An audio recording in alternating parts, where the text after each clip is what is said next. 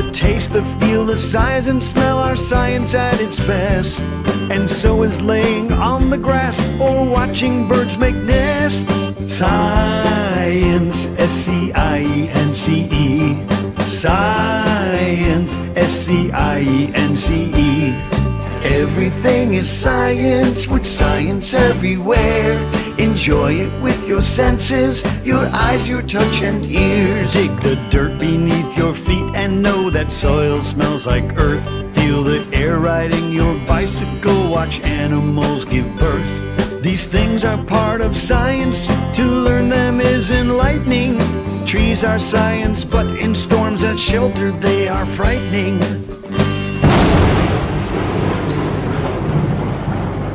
Back to solar system. सूर्य के बाद ग्रहों का परिचय लेते हैं। पहला ग्रह कौन सा है? बुध। Very good. सौरमंडल का सबसे छोटा और सूर्य से सबसे निकट का ग्रह है बुध, मर्क्यूरी। इस बुध ग्रह पर किसी भी तरह का वातावरण नहीं है और न ही तो से एक भी चंद्र है। और इन दिनों बुध हमें आकाश में दिखाई नहीं देता क्योंकि सूर्य के साथ ही उदय और अस्त हो जाता है। दूसरा ग्रह शुक्र, वीनस। शुक्र के वातावरण में कार्बन डाइऑक्साइड का प्रमाण अधिक मात्रा में है, तो सूर्य से जो भी ऊर्जा उससे प्राप्त होती है ज्यादातर वो सौंप देता है, एब्सॉर्ब करता है, बाहर जाने नहीं देता। इस कारण से वहां पर तापमान 500 डिग्री सेंटीग्रेड तक पहुंच चुका है और यही बात शुक्र को हमारे सौरमंडल का सबसे गर्म ग्रह बनाती है। और अब आप सोचिए, यहाँ पृथ्वी पर वीनस है, एक भी नहीं, परफेक्ट, शून्य, जीरो, उसे कोई भी चंद्र नहीं है। शुक्र आपको दिखाई देता है इन दिनों यदि आप सुबह जल्दी उठते हो 4:30-5 टिमटिमाएगा नहीं, वही होगा शुक्र, वीनस। शुक्र के बाद ब्रह्मांड में हमारा घर, हमारी पृथ्वी, अर्थ। और पृथ्वी के बारे में तो हम बहुत कुछ जानते हैं, तो आगे बढ़ते हैं। अगला ग्रह लाल ग्रह मंगल, रेड प्लैनेट मार्स। दिखने में लाल रंग सा दिखाई देता है क्योंकि मंगल ग्रह की मिट्टी में जंग, रस्ट पाया जाता है। रस्ट को टेक्निकल लैंग्वेज में कहते हैं आयरन ऑक्साइड। और मंगल को कितने चंद्र हैं? 2, डाइमोस एंड फोबोस। अब है वो, ये उसी मंगलयान की देन है। मंगल के बाद बहुत सारे पत्थरों के टुकड़े आते हैं, इनको क्या कहेंगे? लघु ग्रह, एस्टेरॉइड्स। और उनके बाद सौरमंडल का सबसे बड़ा ग्रह गुरु, जुपिटर। अब ये बड़ा तो इतना बड़ा है कि गुरु ग्रह के अंदर पृथ्वी जैसे 1300 ग्रहों को हम रख सकते हैं। इतना बड़ा गुरु का कण है, वॉल्यूम है।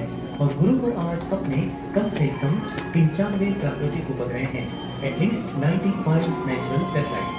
सबसे सुंदर ग्रह शनि, सैटर्न।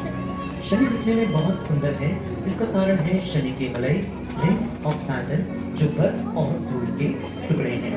और शनि को आज सौरमंडल में सबसे ज्यादा चंद्र हैं, उनकी संख्या है 145, 145। शनि के बाद के 2 ग्रह यूरेनस और नेपच्यून, उन दोनों को देखने के लिए आपको दूरबीन, टेलीस्कोप की आवश्यकता होती है। टेलीस्कोप के बगैर वो आपको आकाश में दिखाई नहीं देते हैं। उनमें से यूरेनस को अपने 27 चंद्र हैं, 27 मून्स, नेपच्यून को 14, 40। और प्लूटो, प्लूटो भी ग्रह है क्या? तो क्या है वो? ड्वार्फ प्लैनेट, बहुना ग्रह, छोटा ग्रह। मराठी में उसे कहेंगे बटू ग्रह। उसे अपने 5 चंद्र हैं। तो सौरमंडल की जानकारी मैं समाप्त करता हूँ।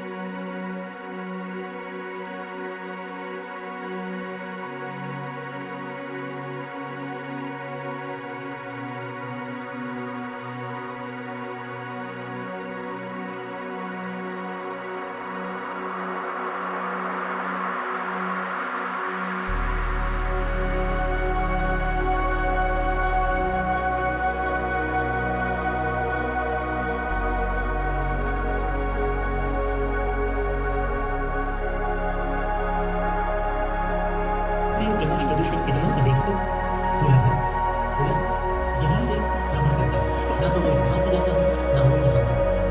इन चार तारों के बीच में से ही वो जाता है। स्टार जस्ट सवाल है, कई लोगों को युगों तक मंत्रमुग्ध किया है। क्या जीवन पृथ्वी के लिए एक चमत्कार है, या जीवन ब्रह्मांड में हर जगह पाया जाता है?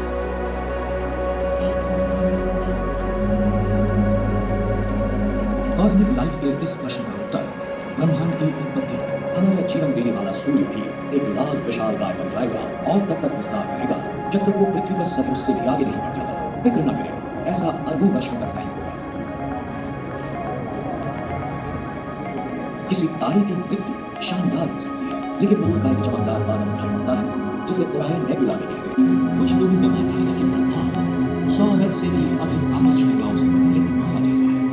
ब्रह्मांड की विशालता को समझना नामुमकिन। मिट्टी के आकाशगंगा में ही सैकड़ों अरब ग्रह हो सकते हैं और पूरे ब्रह्मांड में 100 अरब से अधिक आकाश खरबों और अरबों ग्रह हो सकते हैं।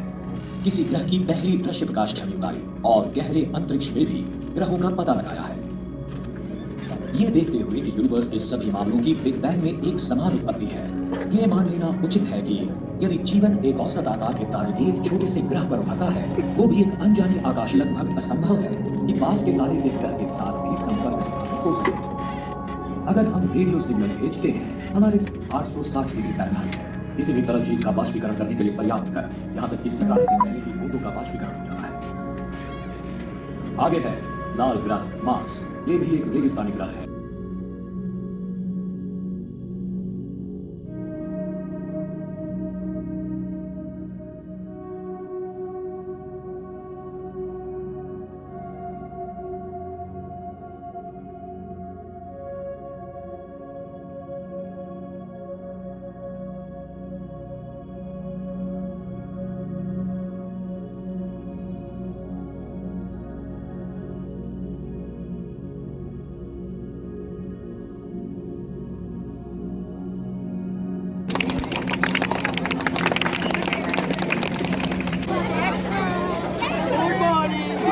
Good morning, teacher.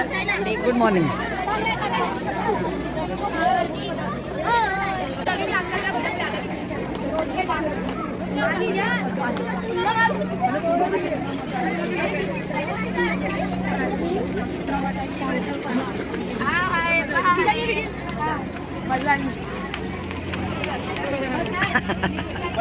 So beautiful, nice.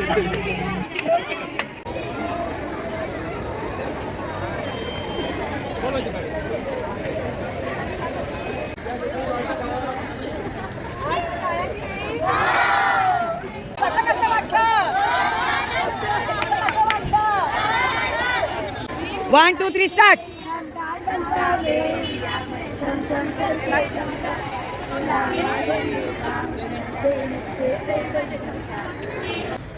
Start.